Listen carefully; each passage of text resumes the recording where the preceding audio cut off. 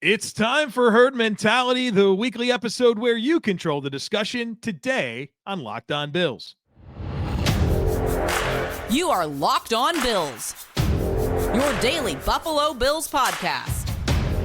Part of the Locked On Podcast Network, your team every day.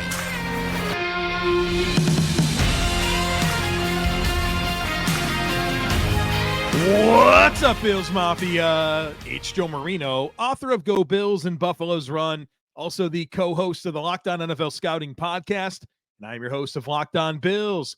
Want to thank you for making Locked On Bills your first listen every day, and a big welcome and shout out to our everydayers. You know who you are. Those of you who never miss a single episode, I appreciate y'all being here very, very much. I'd also like to invite you to subscribe or follow for free on YouTube or wherever you listen to podcasts. We're part of the Locked On Podcast Network, your team every day.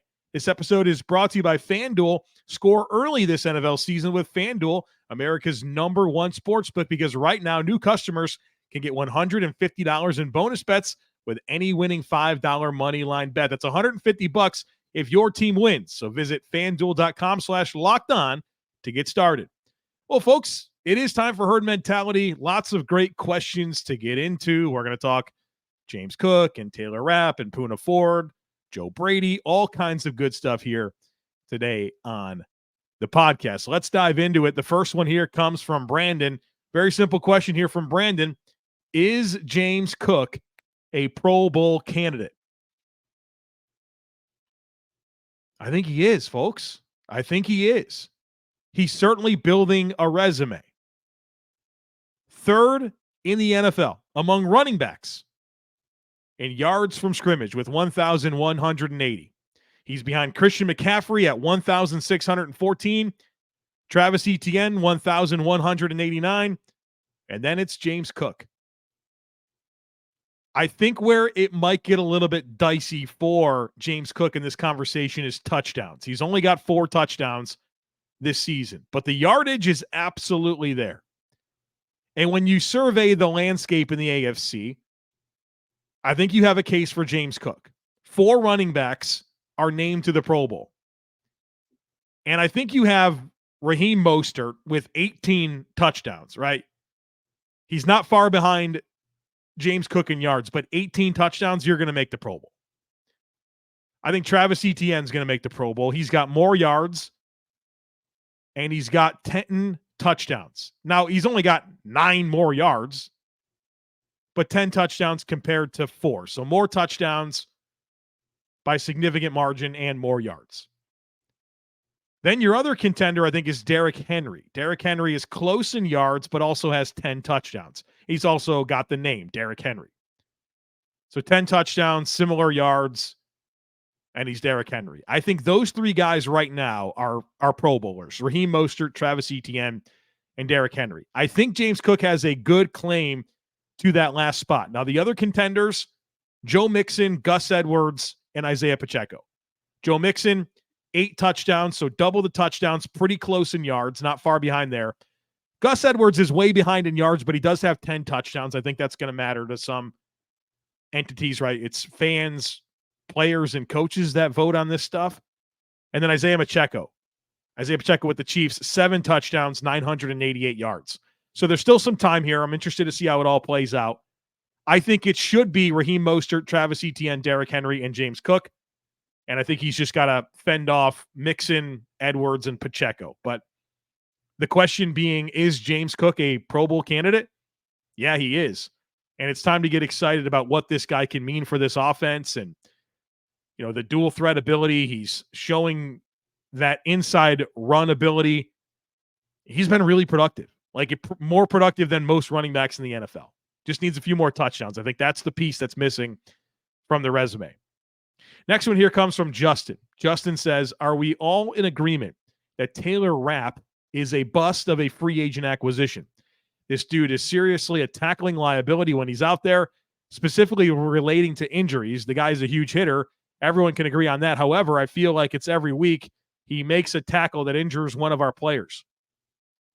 So some things to unpack here. First of all, I would agree with what you're saying. I think he's a bit of a reckless player that has made tackles that there's some friendly fire that's led to injuries for the Bills. Fortunately, Tyrell Dotson was able to come back and finish that game, but that was the most recent example against Kansas City. Now, before we go too hard here and calling Taylor Rapp a bust, he signed a very, very small contract, 1 year, $1 million deal. I mean, we are talking minimum money. And so through that lens, as a guy that's played special teams, that's played, a lot of meaningful snaps on defense, you can't really be too hard on this being a bust of a free agent acquisition. Now, I've been very frustrated with Taylor Rapp. I think for a physical hitting safety, I don't think he's a consistent tackler. I don't think he puts himself in consistent positions to make tackles. And I don't think he's good in coverage.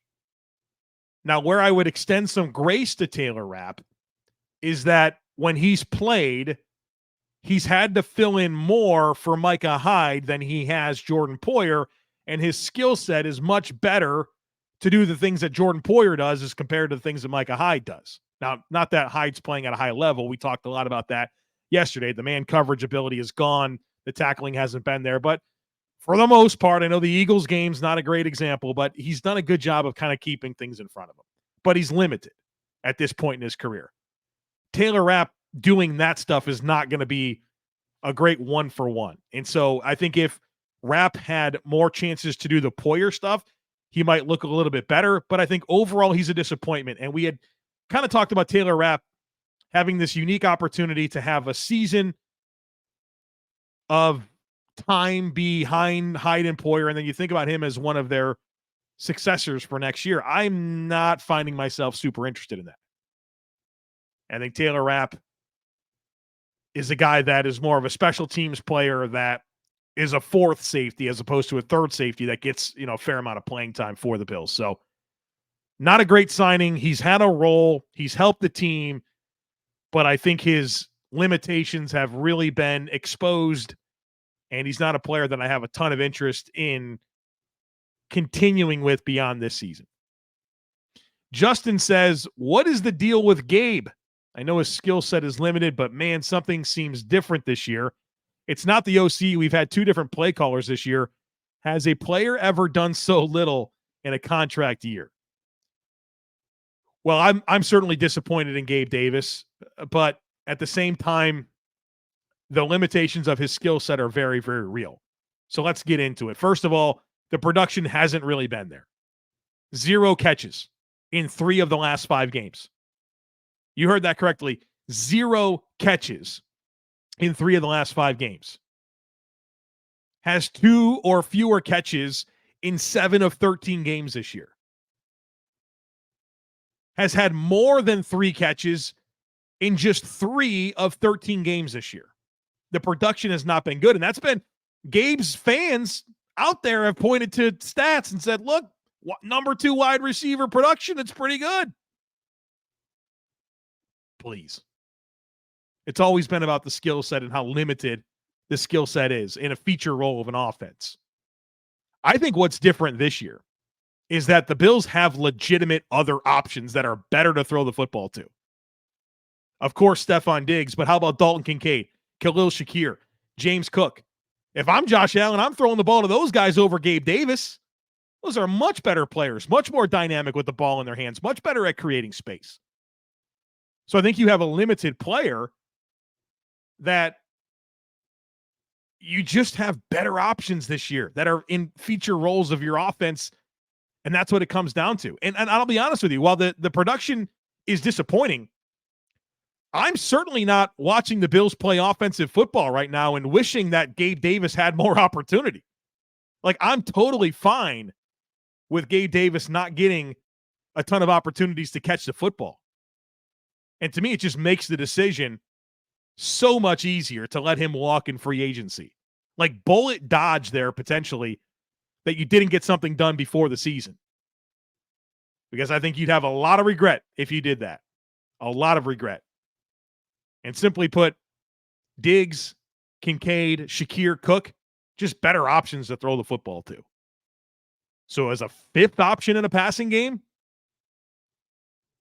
that's kind of what he is to me. And that's where I think he should be. All right, I got a whole lot more to get to here, folks, but need to tell you about FanDuel. As the weather gets colder, the offers stay hot for the NFL over at FanDuel right now. New customers can get $150 in bonus bets with any winning $5 money line bet. That's $150 if your team wins. So if you've been thinking about joining FanDuel, there's no better time to get in on the action. The app is super easy to use, and there's a ton of things that you can bet on, including spreads, player props, over-unders, and more. In fact, we've been doing well on those player props. This past week, we hit on James Cook. They had the over-under for receiving yards set at 19.5, and that absolutely hit if you smash the over. So check out FanDuel. Visit FanDuel.com/lockedon. FanDuel, official partner of the NFL.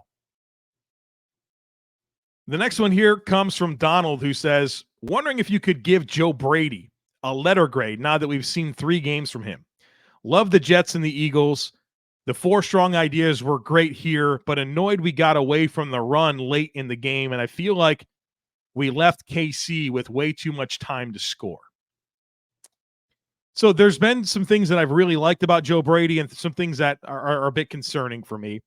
But overall, I've really been satisfied, and I'm hopeful that the Bills continue with Joe Brady as the offensive coordinator, which I think will happen. The Bills just added a coach to the staff that has ties to Joe Brady, that is an indicator that, hey, we plan on you kind of being the OC moving forward. And, you're not going to add coaches in the middle of the year that don't have a chance to kind of stick around. So I'm really satisfied with Joe Brady. So just keep that in mind as I get into some of the critiques. Now, things that I've really enjoyed from Brady, the run game, including the involvement of Josh Allen in the run game. That's been a nice improvement. Utilization of the running backs overall and the running backs and tight ends in the passing game has been really good, kind of what you're hoping to see there. And I think the overall design, structure, and options of the offense feel good to me, right? I watch the All-22. I study it. The intent of the scheme is so much better under Brady than it was Dorsey. And I like the options that Josh Allen has. I like how they attack the field. I like the spacing. I like the leverage. I like the motion. All of it's good.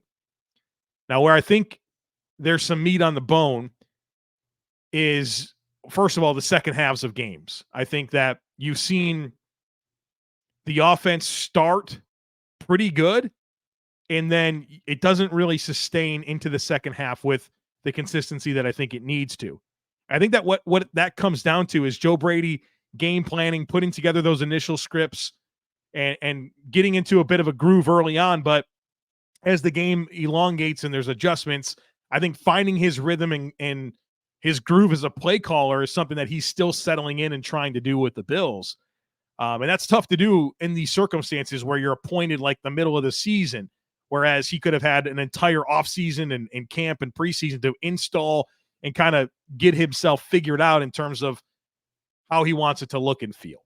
And so I give him a little bit of grace there, but I think the second halves, there's been a little bit of a lull there that you don't want to see.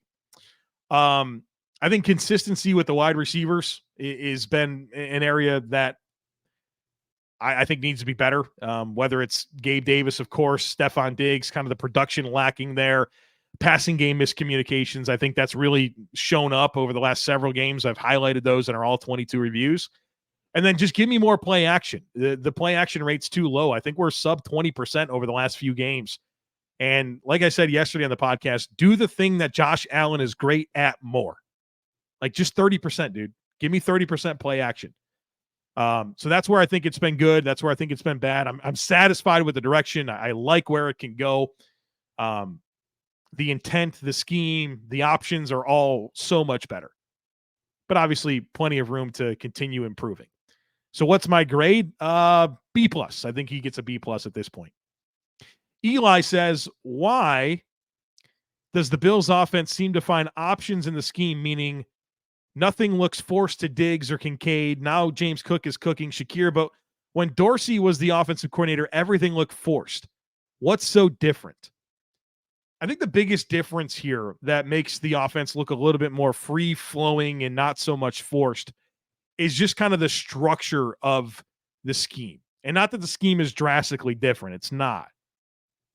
But the the intent is different, where Ken Dorsey's offense was designed to have answers built in. So no matter what the defense did, if they gave you man, if they gave you zone, whatever it was, you had an answer baked into it.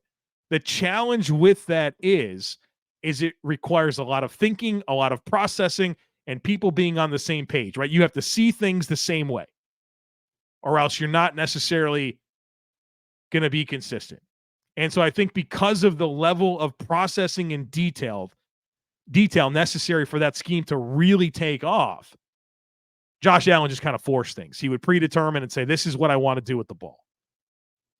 Where I think with Joe Brady's scheme and with the way that he's influenced the offense, you're seeing more options. There's better route combinations that allows Josh Allen to work through progressions in a simplified way.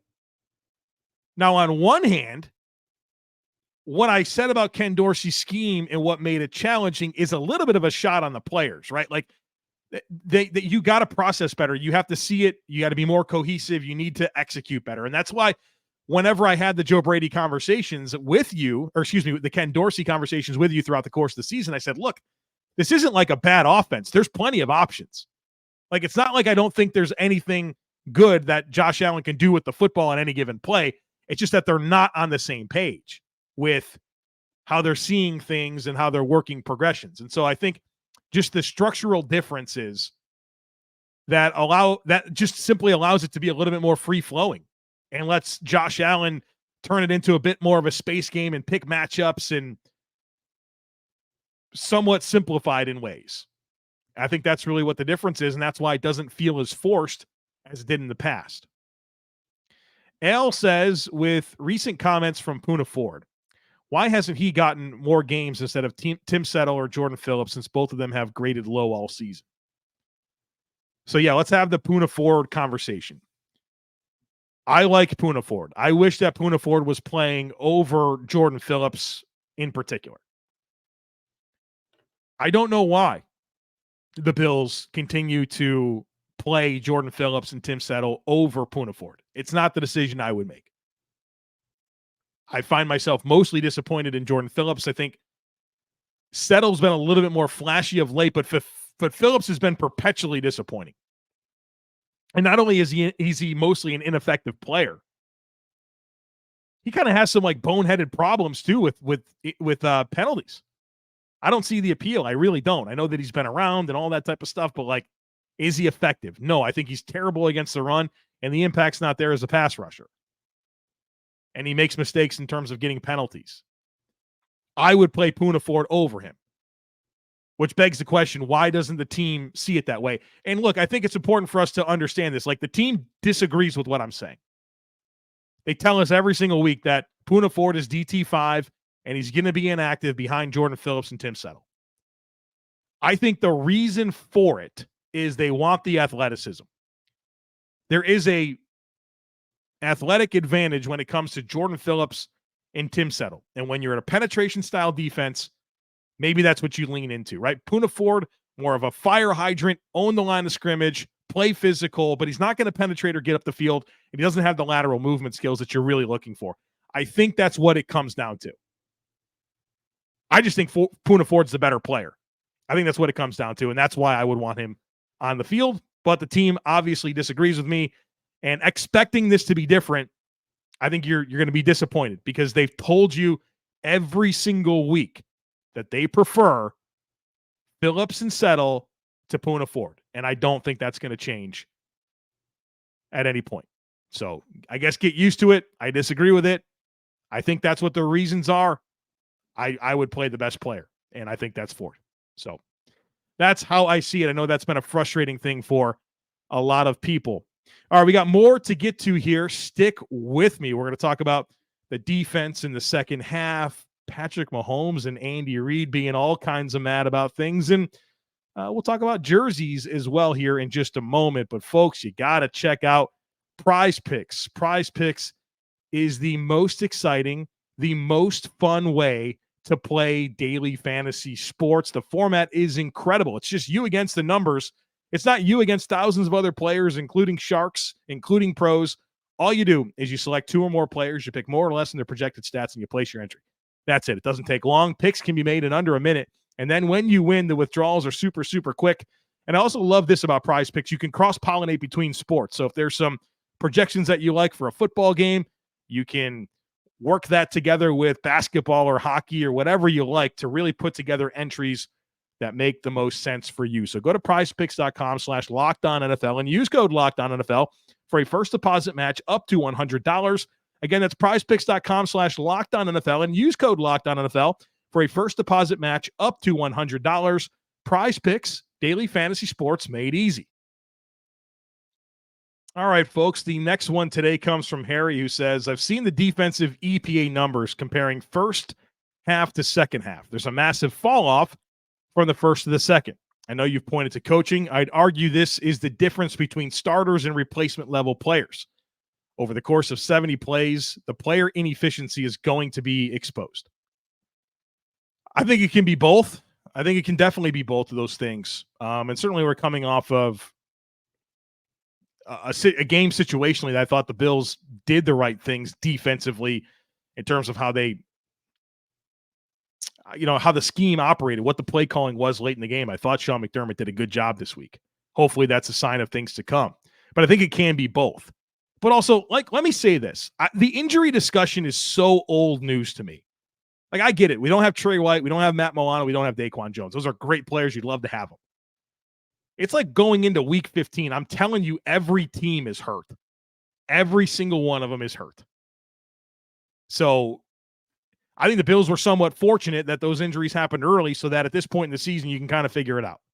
You traded for Rasul Douglas. You signed Linval Joseph. Tyrell Dotson has done an admirable job filling in. He's not Matt Milano. That's not what Trey White can be. It's not what Daquan Jones is. I get it. But look across the league. Everybody is hurt. And as I said, when those injuries happen, nobody's going to sit around and feel sorry for you. Just like we're not sitting around feeling sorry for the Miami Dolphins, who just lost Jalen Phillips. They just lost Connor Williams. Terron Armstead's always hurt. Tyreek Hill's got an ankle thing. Do you feel bad for them? Their starting middle linebacker, Jerome Baker's injured. Both of their guards are out. Everybody's got injuries. And to me, it's such old news at this point. You got to figure it out and just keep going. You'd love to have everybody. You don't. I mean, it's just the way the league is.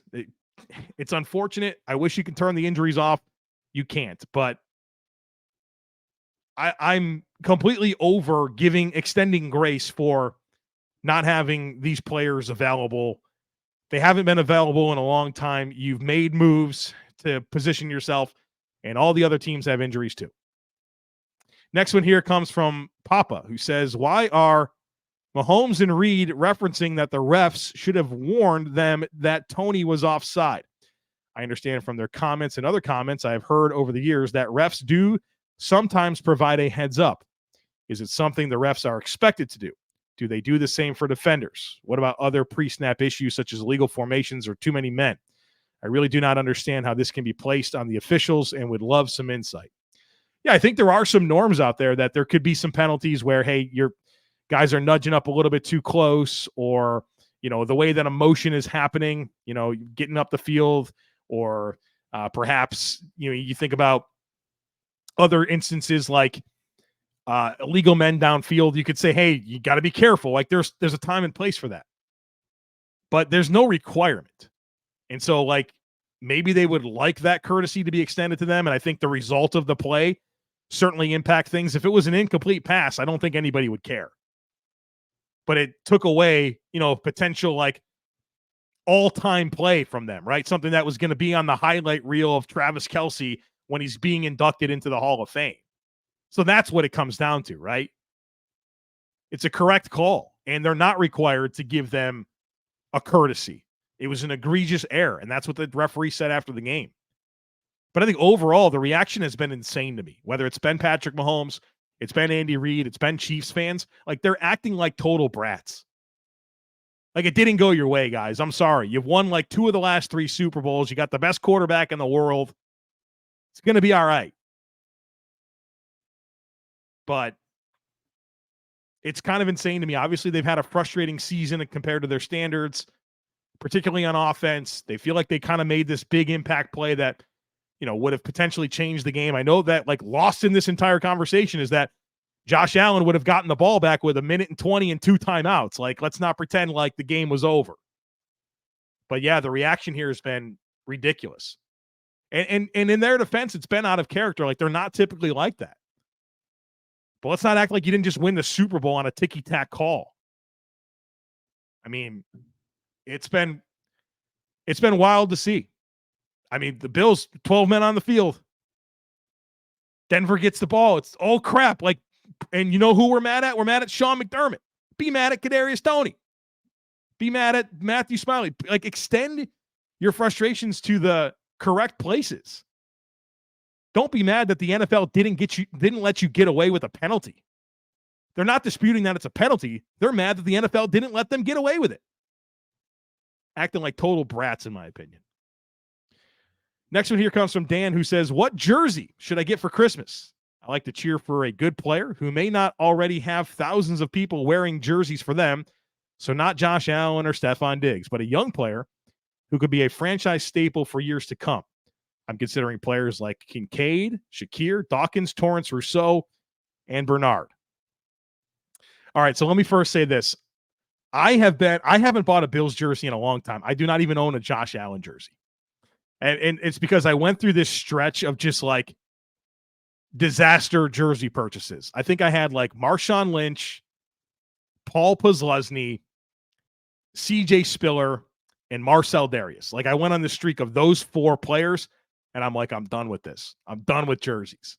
And I've, it's just, it hasn't been a good relationship with me and jerseys, but I can certainly understand kind of your thought process here and, wanting to get a player that isn't the household name that there's a million other people with that jersey. I think Dalton Kincaid would be a good choice. Now, those purchases are going to heat up, but I think Dalton Kincaid's going to be around for a long time. He's going to be productive. Seems like a great dude. That's going to be a cornerstone for this team that you're going to be proud of. So I think that would be a good one. I think James Cook. I mean, we started this conversation talking about him in year 2 as the, number 3 running back in the NFL in yards from scrimmage, number 7 in terms of skill players. I don't know if the Bills are going to eventually pay him a long-term contract. I don't know how they value the running back position like that, but I think that would be another fun one to have as well. So if you're looking for maybe a non-Diggs, Allen type purchase, those guys. What about Ed Oliver? That'd be another name that I would invoke as well. Just signed the contract extension, having a great season. And I've certainly been in Buffalo a good amount, and I don't feel like I see a ton of Ed Oliver jerseys. So that'd be another one for you to consider as well. All right, folks, this has been fun. And it's going to be really fun to turn our attention to the next one, the Dallas Cowboys. So for the rest of the week, we are going to get ready for that game. We got crossover preview coming up next. Then I'll give you my full game primer. And then we'll do final thoughts, injuries, and predictions to get us ready for Bills Cowboys in Buffalo. And with the Dolphins losing to the Titans, the AFC East is very much on the table for the Buffalo Bills, and very much on the table for the Buffalo Bills if they don't beat Dallas. But you beat Dallas, and your next 2 are the Chargers and Patriots. Justin Herbert's out for the year. Sets up a potential big one in Week 18 against the Miami Dolphins in South Florida. So lots of big stuff to talk about here on the podcast. Don't miss anything. Make sure that you're subscribed. Would love it if you took a second to rate, review, and share the podcast. Have a great rest of your day. Go Bills, and I look forward to catching up with you again tomorrow.